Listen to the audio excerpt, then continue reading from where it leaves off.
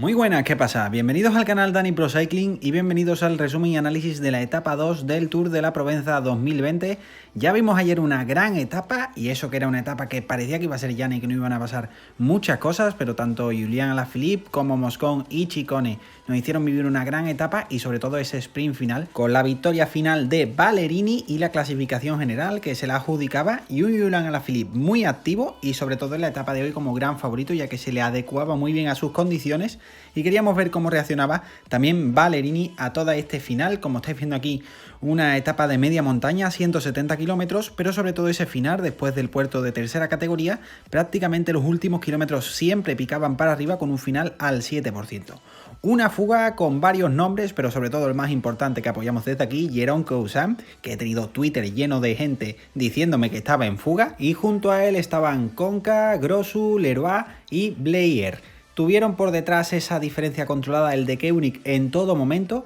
y veíamos cómo la fuga mantenía los 2 minutos y medio, 3 minutos en algunos momentos, mientras el pelotón empezaba a aumentar el ritmo a medida que se acercaban los kilómetros finales. Hacía un tiempo muy desapacible, frío y lluvia durante muchas partes de la etapa, y esto provocó una caída en el pelotón, una caída que entre otros afectó a Kasper Asgreen, que estaba siempre en las posiciones cabeceras, y esto hizo que en la fuga creyeran que era posible que pudieran conseguir algo, muchos ataques, y el que se fue en solitario fue Filippo Conca, el joven italiano del Lotto Soudal, que se fue, intentó hacer la épica y conseguir una victoria atacando desde bastante lejos, pero el de Koenig se volvió a organizar, y una vez que Kasper Asgreen volvía a esas primeras posiciones, volvían a apretar y a empezar a bajar la diferencia, cogían al resto de los fugados con el fin de la travesía de nuestro gran Jérôme Caussin, y veíamos como otros equipos también querían entrar bien colocados en esa parte final. Especial mención para Kasper Asgreen, que lo veíamos con la rodilla ensangrentada después de la caída, y aún así bajó la diferencia de 1 minuto 5 a 30 segundos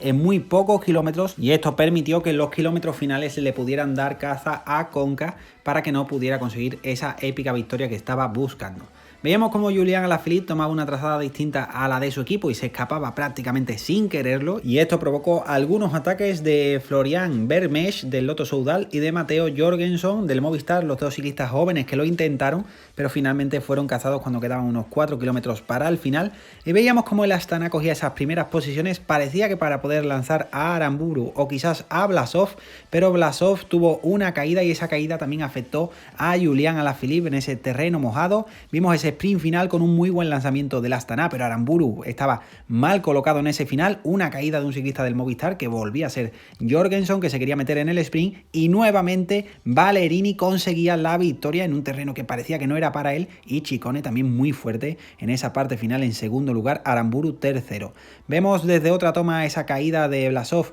y Julián Alaphilippe, que pierden esas opciones para la clasificación general, y parece que Julián Alaphilippe se encuentra bien, pero parecía que le dolía algo la muñeca. Esperemos que no sea nada y que no le afecte a su rendimiento. Así ha quedado el top 10 con Ballerini, luego Ciccone, Aramburu, Teuns, Konrad, Lutsenko, Moscon, Oldani, Bistrom, Mollema, ojo a esto, Egan Arley o Usyk, y en 12ª posición Iván Ramiro Sosa. La clasificación general con Ballerini, luego Aramburu a 16, Moscon a 19 y las demás posiciones con Konrad, Teuns, Lutsenko, Mollema, Haidt, Parent-Peintre, Usyk, que es Egan Bernal o Usyk, pero ya sabemos que apoya el canal y que también le gusta el cousinismo, Scottson y Iván Ramiro Sosa en la 12ª posición en la general también. Aquí la etapa de mañana de alta montaña con final en el Mont Ventoux, no se sube hasta arriba del todo, sino hasta la parte de Chalet Reynard, al igual que en el año pasado, y seguramente nos hará ver quién ganará este Tour de la Provenza. Y la etapa 4, que es una etapa llana con 3 puertos, pero es una etapa que a priori